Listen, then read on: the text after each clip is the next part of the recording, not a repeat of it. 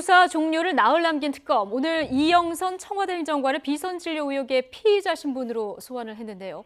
최순실 의상실 영상에서 휴대전화를 닦아건네던 이영선 행정관. 주사 아줌마, 비선 의료인들을 청와대에 출입시킨 의혹의 중심에 있는 만큼 관심이 집중됐습니다. 김태현 변호사 그리고 이종근 데일리안 논설실장 모시고 자세한 얘기 나눠보겠습니다. 안녕하세요. 네, 안녕하세요. 안녕하십니까. 특검이 아무리 불러도 나오지 않았던 이영선 행정관 오늘 드디어 나왔는데 이제 체포영장 발부받으니까 바로 나왔네요. 그렇죠. 이제 체포영장에 그냥 나오라는 것과 체포영장을 발부한 다음에 소환하는 것은 다르지 않습니까? 체포영장에 응하지 않으면 당연히 이제 수배가 떨어질 거고, 그럼 이제 체포영장이 집행이 안 되면 그 다음엔 사전구속영장 갈 수밖에 없는 상황이거든요. 피할 수도 없는 게 지금 현직이죠. 그렇죠. 그럼 이제 임의 수사에서 강제 수사로 전환이 되는 과정이니까 이영선 전 행정관은 나올 수밖에 없는 건데.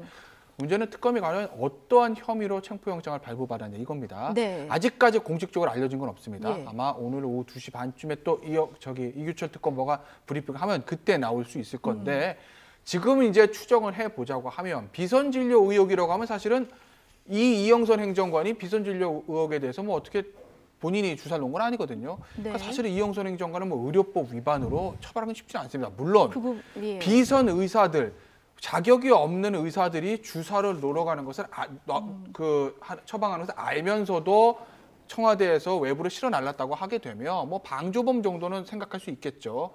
의료법 위반이 그 가능성이 하나 있는 것이고, 또 하나는 이제 그 예전에 국회 청문회에 동행명령장 받고도 안 나가지 않았습니까? 네. 그 불출석에 대한 것, 그 청문회 다음에 불출석이요? 청문회 불출석이요. 그리고 청문회에서 했던 내용이 거짓이라고 하면 위증의 문제. 네. 또 헌법재판소에서 한번 나가서 진술을 바꾼 것, 그 내용이 또 위증이 있었다고 위증의 문제. 그런 것들로 아마 체포영장을 발부받았을 가능성은 있습니다. 정확한 것은 한 2시간 정도 지나면 나오겠죠. 이규철 특검보가 얘기를 해주겠죠. 이게 사실 감정적인 부분하고 법적인 건 또 다른 부분이라서요.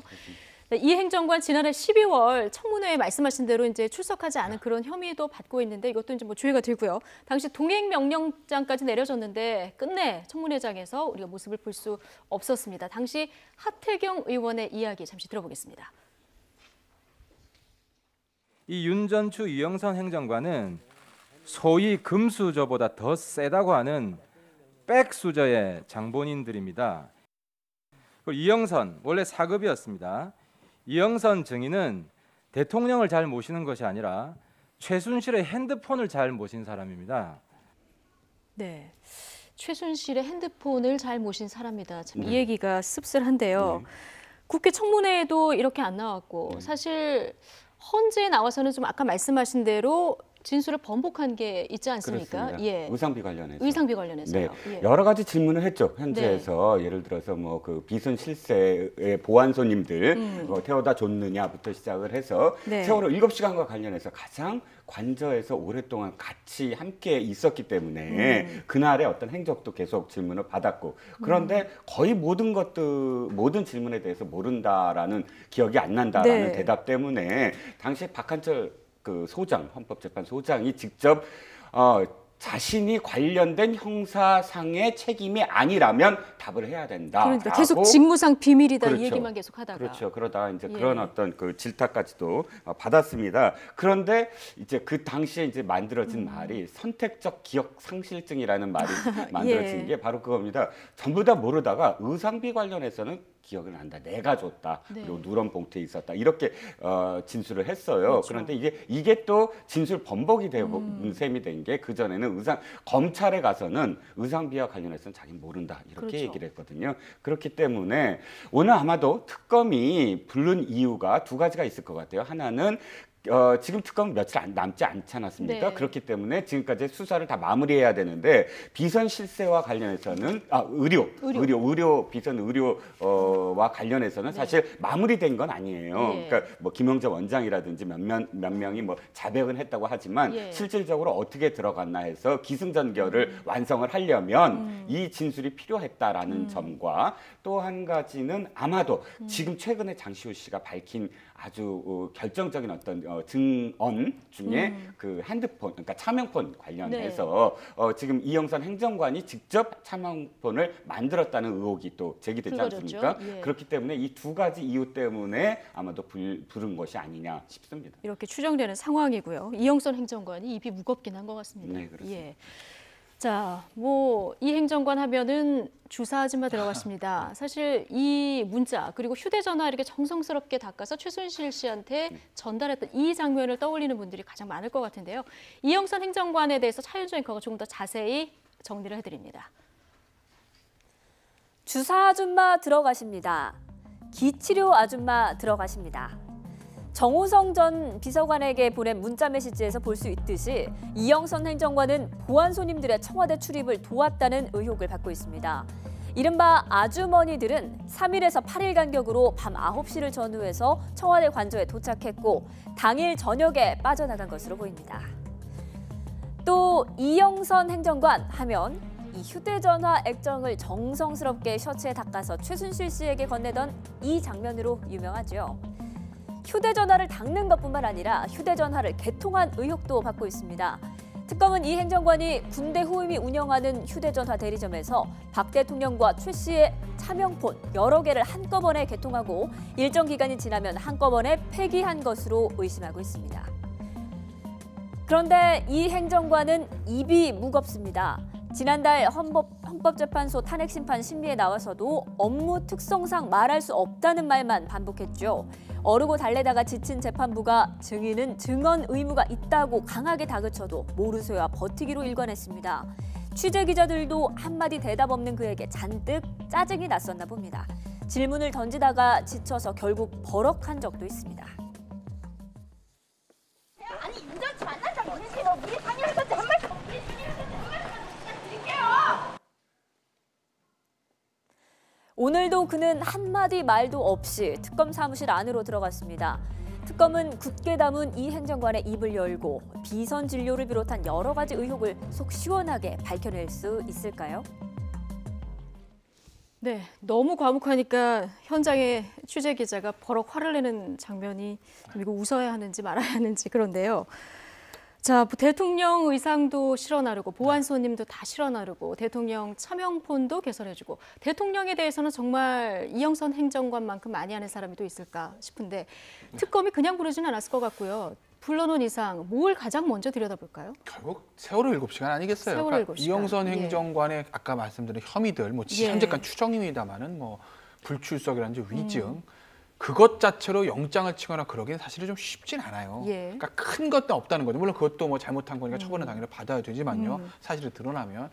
그래서 지금 마지막에 와서 이영선 행정관을 지금 체포영장을 청구해서 소환했다는 건 이영선 행정관 자체 잘못한 것에 대한 처벌보다는 이영선 행정관의 입을 통해서 대통령이 어떠한 걸 입증하고 싶다. 네. 그러니까 형식적인 피의자지만 사실은 대통령 혐의를 입증하기 위한 참고인적 성격이 저는 강하다고 보거든요. 그럼 그게 뭐겠냐는 신분은 거죠. 피의자지만 그렇죠. 신분은 대통령- 피의자지만 이에 대한 행적을 조사하기 위한 그런 그렇죠. 참고인 신분의 저는 그렇게 보는 성격 거예요. 가능성이 크다. 이영선 행정관 자체 처벌받아는 그 입을 통해서 대통령의 것을 입증하고 싶은 참고인적 성격이 강하다고 본 건데 네. 그럼 그게 뭐겠냐는 거죠. 비선 진료? 그럼 단순히 예를 들어서 주사를 맞았다.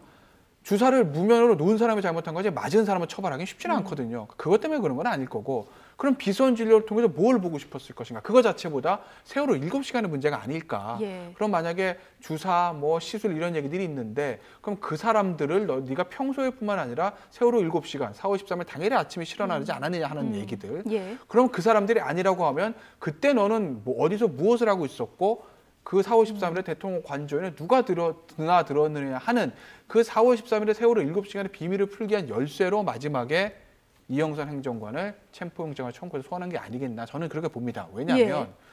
얼마 전에 이교철 특검보의 언론 브리핑 보면 무슨 내용이 있었냐면 세월호 7시간에 대해서 물으니까 아직 그 부분에 대해서 나온 것이 없습니다. 이렇게 얘기를 하거든요. 그렇죠. 4일 남았습니다. 예. 아직까지 그 청와대 특검이 얼개조차 만들지 못한 게 세월호 7시간이라고 볼 수 있거든요. 사실상 규명이 조금 그렇죠. 힘들 부분이다. 그럼 이런 그것에 입장이신데. 대한 마지막까지 최대한 노력을 다하기 위한 특검의 어떤 조치가 아니겠나 저는 그렇게 보는 거죠. 그럼 세월호 당일 행적에 대해서 네. 오늘 이영선 행정관이 입을 굳게 다물고 있는데 좀 열까요? 어떻게 보십니까? 저는 이제 그 김 변호사 말씀이랑 약간 좀 다르게 생각하는 부분이 이겁니다. 예. 지금 저렇게 기자가 화를 낼 정도의 무거운 입을 가진 또 무거운 행보를 보인 이영선 행정관인데 특검도 그걸 모를 리가 없고요. 또 더군다나 지금 사실 정확하게 어떤 혐의인지 우리는 알 수 없는데 피의자 신분으로 지금 뭐 예. 체포영장까지 해서 소환을 했습니다. 그렇다면 사실상 이 본인의 어떤 그 여죄 여부가 확실하지 않으면 이영선 행정관은 입을 다물 가능성이 커요. 예. 그걸 알고도 특검이 그냥 인사치레로 지금 마지막으로 그렇게 보여주기식 수사를 할 필요가 있었나? 지금 오늘 하는 특검의 그러니까 행보를 보면 거의 정리 단계를 네. 보이고 있어요. 오늘 보니까 압수수색 영장 항고가 오늘까지인데 네. 항고 포기하겠다. 뭐 이렇게 입장을 보이고 있고 이런 것들은 5일밖에 남지 않았으니까 하나씩 이제 정리하는 예. 단계란 말이죠. 이 실장님은 왜 불렀다고 보시는 아, 거예요? 그러니까 저는 제가 지금 뭐가 네. 다르냐면 이영선 행정관에 대해서는 어떤 혐의가 좀 뚜렷하지 않느냐. 그 혐의로서 개인적인 혐의로서 압박을 하지 아니하면 어느 것도 사실은 대답하지 않을 것이다라는 게 있기 때문에 사실 저도 추정입니다만 예. 뭐 추정에 불과하긴 하지만 이 세월호 7시간 저도 포인트는 세월호 7시간이라고 봅니다. 포인트는, 마지막으로 예. 세월호 7시간과 관련해서 발표를 하고 끝을 맺자라는 감이 굉장히 커요. 두 번째는 아까 차명폰이죠. 차명폰이 굉장히 중요한 단서로 지금 보여지는데 이 어찌됐든 간에 이거를 위해서는 이영선 행정관의 혐의가 무엇인가가 잡히지 않았으면 이렇게 불렀겠느냐 하는 조심스러운 추정을 해보는 것이죠. 뭔가 있었을 것이다. 예, 세월호 당일도 그렇고요. 그 전후로도 지금 이영선 행정관이 이 보안선들을 다 프리패스 시켰던 장본인이기 때문에 참 조사받을 것들이 있을 것 같은데 청문회 때 김영재 원장도 사실 이영선 행정관 전화를 받고 청와대에 출입했다 이렇게 증언을 했거든요. 자, 이 얘기를 잠시 들어보고 다시 오겠습니다. 청와대 올 때 누구한테 전화를 받았죠? 그게 누구였습니까? 뭐 제가 받은 건 아닌데 누가 받았어요? 저희 와이프가 받았는데 거기에 나중에는 저희 데리고 간 사람이 이영선 비서관. 네. 그러니까 전화를 누가 했냐고 전화를. 이영선 비서관인 경우가 많을 것 같습니다. 대포폰으로 왔죠. 그건 잘 모르겠습니다. 와이프가 이영선 행정관으로부터 전화를 받았는데 대포폰으로 왔는지는 모르겠다 이렇게 얘기를 하네요. 네, 예. 그러니까 사실 이영선 행정관이 어떻게 보면 대통령의 모든 동선, 비밀스러운 동선, 사생활에 관한 것들을 가장 잘 알고 있는 사람이 예. 이영선 행정관하고 윤 전추 행정관인 거 아니겠습니까? 근데 정말 재미있는 게 이 두 사람은 어떤 의미에서 보면 최순실적 사람이라는 생각도 들어요. 그 왜 그러냐면 아까 이제 우리가 보신 화면 중에 하태경 의원의 얘기들 중에서 이 사람이 뭘 하는 최순실의 핸드폰 잘못인 사람 아니냐 이런 얘기가 나오는데 그게 이제 그냥 나온 게 아닌 것이 이 지난 2012년 대선 때 화면을 보신 분 아시면 기억하시겠지만 박근혜 대통령 옆에 가장 많이 나와 있는 사람이 이 사람입니다. 네. 그때는 몰랐죠. 뭐 그런가 예. 보다 했는데 지금 화면 돌려보니까. 찾아보면 늘 있습니다. 예. 왜냐하면 대통령을 경호했던 사람이거든요. 원래 유도를 했다고 하지 않았습니까? 예. 청와대 처음 들어갈 때 경호실로 들어왔다고 해요. 그런데 어느 순간 제2부속실로 바뀌었습니다. 소속이. 네. 아시겠지만 제2부속실은 원래는 영부인을 담당하는 것이기 때문에 없는 것이 맞는데 안봉근 전 비서관을 거기 배치하면서 이거 대통령 따라다니면서 민원 챙기는 거야. 그러면서 제2부속실 확대한 거 아니겠습니까? 거기 소속이 윤전추, 이영선입니다. 예. 안봉근 전 비서관도 마찬가지고 그 세 사람은 최순실 씨와 밀접하게 관계가 있는 사람이죠. 지금 보시는 저 의상실에도 윤전추 행정관, 이영선 행정 나오지 않습니까? 예. 그러니까 결국 그 제2부속실이라는 것이 최순실과 대통령을 연결시키기 위한 하나의 통로가 되는 건 아니겠나. 거기 있는 사람들이 대통령과 최순실의 연결고리가 아니니까. 네. 그러니까 과연 대통령의 밀접한 사생활을 가장 많이 챙기고 밀접한 사생활을 가장 많이 알고 있는 최순실 씨를 챙기는 그런 조직과 그런 업무를 한 것 아니겠나는 얘기가 나올 수밖에 없는 그렇죠. 거죠. 예. 그러니 어떻게 보면 대통령의 어떤 의혹들을 풀 수 있는 열쇠인데 그러다 보니까 반작용으로 입들도 가장 무거운 건 아니겠습니까? 그렇죠. 근데 아까 예. 증언한 것 중에 네. 사실은 유일한 증언이 뭐냐면 돈입니다. 그러니까 그 의상비를 받았다는 예. 것인데 그것이 사실은 최순실의 뇌물죄와 관련이 있거든요. 근데 그 부분밖에 없어요. 사실은 이영선 행정관이 표현한 건 그러면 거기에 대해서 한 번도 검찰이나 특검이 지금 추궁을 해본 적이 없거든요. 그 진술에 대해서 하나 일관성 있게 진술을 받아낸다면 대통령에 대한 뇌물죄 부분을 그렇죠. 들여다보겠다는 뇌물죄 거죠. 부분에 가장 예. 그 고리니까 네. 그 부분도 사실은 오늘 끝까지 아마 추궁을 할 수 있는 대목일 것 같습니다. 예. 대통령의 밀접한 사생활을 가장 많이 아는 사람이다라고 것으로 보인다는 거죠. 이렇게 네. 얘기를 해주셨는데 사실 비선진료 중심 김영재 원장도 그렇고요. 그리고 정기양 대통령 자문인가요? 다 대통령 피부 시술을 했다고 이제 청문회 증언을 뒤집고 특검에서 자백을 하지 않았습니까? 자, 그런데 궁금한 게 네. 이게 뭐 불법적으로 예를 들어서 시술을 그렇죠. 하면 처벌을 받고 예. 시술을 받은 사람은 처벌이 안 되는 겁니까? 시술을 받은 사람은 처벌하는 경우는 거의 없어요. 그러니까 예. 물론 뭐 상황은 좀 다를 수 있죠. 네. 예를 들어서 우리가 어떤 집에 갔는데 이 사람이 무면허 의료인지 모르고 이제 하는 경우는 음. 당연히 처벌이 안 되는 거고 문제는 예. 이제 알면서 가가지고 야 나는 이렇게 하니까 돈 네가 싸게 나 좀 주사 좀 음. 놔줘 이런 경우에 그것을 뭐 교사범이나 이렇게 공범으로 처벌할 수 있느냐의 문제는 남아 있지만 실무상 그 무면허 의료 행위를 한 사람이 처벌 대상이지 실질적으로 받은 사람을 처벌하는 경우는 많지 않은 것으로 알고 있습니다. 예. 최순실과 대통령의 한 라인, 아까 대포폰 얘기해 주셨고 이 네네. 부분이 오늘 굉장히 중요한 조사 포인트가 될 것이다라는 얘기 해주셨는데요. 네, 그렇습니다. 이 차명폰도 사실 이영선 행정관이 개통을 해준 걸로 이렇게 나오고 있고요. 그렇죠. 그게 이제 고리가 된 예, 거죠. 지금 특검이 보면 이영선 행정관 군대 후임이 운영한 휴대전화 대리점에서 이걸 개통을 했고 여기 이미 압수수색을 한 거죠. 그렇죠. 지금 청와대에서 뭐라고 지금 해명을 했냐면 차명폰과 관련한 의혹에 공식적으로 우리가 차명폰을 써야만 했다라고 얘기를 했습니다. 예. 근데 알고 보니까 군대 후배의 부천에 있는 모 대리점에서 이영선 행정관이 일괄 구입을 했는데 구입한 대상이 그럼 청와대의 공식적인 폰이라면 사실상 제2부속실만이 아니라 뭐 제1부속실도 있고 여러 가지 어떤 다른 이 수석 비서실이라든지 이런 쪽에서도 함께 했다면 모를까. 공식적으로 구입을 해야 되죠. 공식적으로 구입을 예. 해야 되죠. 그런 것이 아니라 지금 이영선 행정관의 후배가 운영하는 부천의 모 대리점 이렇게 특정해서 그리고 또 그 구입한 것을 보면 윤정치 행정관이나 안봉근 비서관이나 혹은 박 대통령이나 최순실 이렇게 특정한 사람들 것만 개수를 한정해서 했다라는 것이 지금 드러났다는 얘기거든요. 네. 그렇다면 청와대의 해명이 일단 잘못된 것이고 두 번째 570회에 걸쳐서 최순실과 대통령이 통화를 했다라는 것은 사실 그 기주국이라든지 통화 예. 내역으로만 확인한 것이지 실물을 특검이 지금 확보하진 못한 상태예요. 네. 그런데 압수수색을 했다는 지금 얘기거든요. 특검이 그 부천 대리점 압수수색을 했고 결정적으로 지금 불러서 그것과 관련한 사실 여부를 묻는다면 사실상 그냥 기지국의 내용만이 아니라 좀 더 진전된 물증을 확보할 수 있는 것이 아니냐 하는 예상을 해볼 수가 있는 거죠. 근데 뭐 이영선 행정관 입장에서 보면은 차명폰 개설했다고 처벌을 받지는 않을 것 같고요. 아까 말씀하신 대로 대통령과 관련한 어떤 조사가 더 저는 큰 부분일 것이다 이런 생각이 또 드네요. 저는 그런 생각이 들까. 물론 예. 뭐 이영선 행정관 개인의 어떤 것이 나왔을지는 알 수가 없는 예. 거죠. 그 발표를 좀 봐야 되는데 일단은 그 단계가 아니겠는가 대통령으로 가기 위한 물론 아주 나쁘게 얘기하면 어차피 세월호 7시간이 안 되니까 시간도 없는데 일단 불러서라도 한번 해보자 뭐 이렇게 할 수도 있지만 네. 어찌됐건 간에 대통령으로 가기 위한 저는 단계라 보고 누누이 말씀드리지만 대통령과 최순실을 연결하는 고리 아니겠습니까? 이영선 행정관과 윤전추 행정관이요. 그러니까 예. 제가 그 두 사람을 보면서 느끼는 것은 그러니까 저만의 생각일 수도 있겠으나 과연 저들은 대통령이 모신 것일까? 아니면 최순실 씨를 모신 거라는 것이죠. 왜냐하면 윤전추 행정관 누가 집어넣었죠? 최순실 씨가 집어넣습니다. 예. 원래대로라면 추정을 하죠. 예. 그렇죠. 그런 추정을 합니다. 원래대로라면 거기 갈 수 있는 사람이 아니에요. 물론 대통령 헬스 트레이너로서 가서 대통령 건강을 챙길 수는 있죠. 뭐 청와대도 공식적으로 그렇게 할 수 있습니다. 4급 행정관입니다. 그렇게 하기엔 너무 많은 예. 어떤 높은 직급으로 갔고 실질적으로 한 업무를 들여다보면 다른 업무 아니겠습니까? 의사진과 옷 챙기고 이런 것들. 그러니까 최순실 씨는 부인하지만 최순실 씨를 통해 가지고 간 거 아니겠냐 의혹들이 나오는 거고 이영선 행정관도 사실은 안봉근 전 비서관의 고등학교 후배이기 때문에 들어갔다고 얘기를 하는데 그 안봉근 전 비서관과 최순실 씨 제2부속실을 통한 어떤 관계를 시켜 봤을 때 과연 저 두 사람은 청와대에서 근무한 4년 동안 나의 보스는 박근혜 대통령이라고 생각했을까?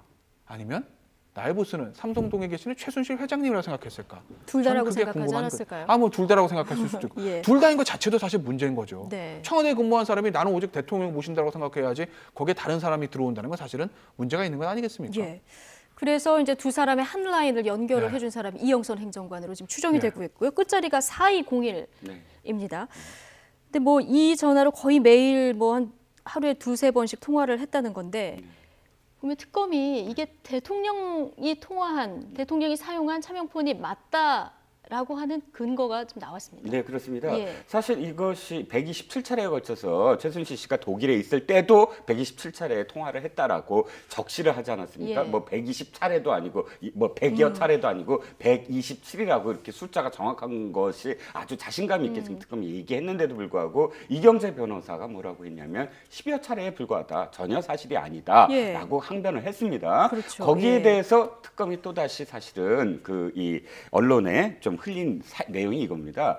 이 대포폰도 왜 태블릿 PC 기억하실 때 태블릿 PC 논쟁이 있을 때 태블릿 PC가 대통령 아까 최순실 씨의 동선 따라서 움직였다라고 예, 하지 않았습니까? 검찰에서 독일에 얘기를 있을 때도 했었죠. 예. 똑같이 있었고 그런데 이번에도 마찬가지였습니다. 이 핸드폰의 기지국이라든지 이 움직임을 봤더니 대통령이 해외 순방 때 똑같이 로밍되고 똑같이 그 자리에 있었더라. 평상시는 청와대 경내에서 그렇죠. 기숙에서 청와대 움직였다가. 경내에서 예. 움직였는데 그 해외 로밍, 해외 순방 때 똑같은 일정을 잡았다면 대통령일 수밖에 없지 않느냐라는 것이 이제 특검의 주장이죠. 네, 이 끝자리 4개 숫자 장시호 씨가 또 기억을 해서 특검에 제보를 한 네, 거라면서요. 저는 이 이야기를 들었을 때 예. 이제 주진우 시사인 기자가 이 사건 초기에 이런 얘기를 했습니다. 누구죠? 이쪽 가문의 브레인이다. 장시호 씨가 이 가문의 브레인이다 이렇게 표현을 했는데 사실상 놀랐습니다. 이 놀라운 게 뭐냐면 이 패턴이 있잖아요. 최순실 씨가 왜 이 핸드폰을 잘 때도 품에 안고 잘 정도로 애지중지했답니다. 네. 그러니까 지켜보는 사람들은 저게 왜 그렇게 중요할까 하고 더 궁금해하지 않았을까요? 그런데 예. 장시호 씨가 패턴을 읽었다는 거예요. 이렇게 눌렀을 때 그 이 옆에서 번호를 이렇게 본다는 보고요. 힐끗 보고 이 패턴이구나 하고 4202를 외워서 몇 개월 후에 정말 굉장히 오랜 시간이 지난 후에 특검에게 그 번호를 적시할 수 있었다. 뭐 이렇게 표현을 합니다. 그렇군요. 근데 이 차명폰이요. 지금 개통은 이영선 행정관이 한 건데요. 명의는 또 윤 전추 행정관으로 돼 있습니다. 예. 그러니까 더 이상한 거 아니겠습니까? 그러니까요. 그러니까 원래 이제 차명폰이란 게 예를 들면 아주 친한 사람들끼리 나 예. 그럼 이게 이제 처벌받는 대포폰은 아니에요. 그러니까 대포폰을 이제 그 전기통신사업법에 처벌받는 건 사실 돈 주고 사는 거 얘기하는 것이거든요. 예를 들어서 제가 잘 모르는 이종근이라는 사람의 명의를 좀 돈 주고 빌려주시면 제가 전화 쓰겠습니다. 이렇게 하면은 그게 이제 처벌받는 건데 네. 돈 안 주고 그냥 예를 들어서 집사람 뭐 명의로 전화 하나 쓰고 아버지 명의로 전화 쓰고 이건 사실 처벌받는 부분은 아니에요. 예. 그러니까 이것도 사실은 이 대통령 대포폰의 문제가 처벌의 문제는 아니에요. 대통령이 윤전추 씨나 이영선 씨한테 돈 주고 하지는 않았을 거 아니겠습니까? 예. 그러니까 단순히 이제 도덕적인 문제인 건데, 근데 문제는 그런 것들도 이영선 행정관이 본인 명의도 아니고 윤전추 행정관 명의를 만들었다라는 거는 나름대로 한 번 더 돌린 거죠. 그러니까요. 예. 나름대로 나름대로 차명폰을 한 번 자기들 나름대로 2번의 차명이라고 봐야 될까요? 이게 방송에서 적절한 용어인지 모르겠다 쿠션이라는 얘기 하지 않습니까? 네. 그런 식으로 생각을 하는 거예요. 나름대로는. 아니 근데 둘 다 청와대에 있는데 굳이 왜 이렇게 했을까 참. 그러니까요. 신기하네요. 근데 사실 예. 저도 거기에 대해 금방 대답을 알게 드릴 될 수가 텐데. 없는 게 이 박근혜 대통령 청와대에서는 너무나 이상한 일들이 많이 일어났기 때문에 예. 왜 그렇게 일을 처리한 저는 이해할 수가 없습니다. 저의 상식으로는요. 상식으로는요. 예. 저는 불의인이 아닌가 봐요. 장시호 씨처럼.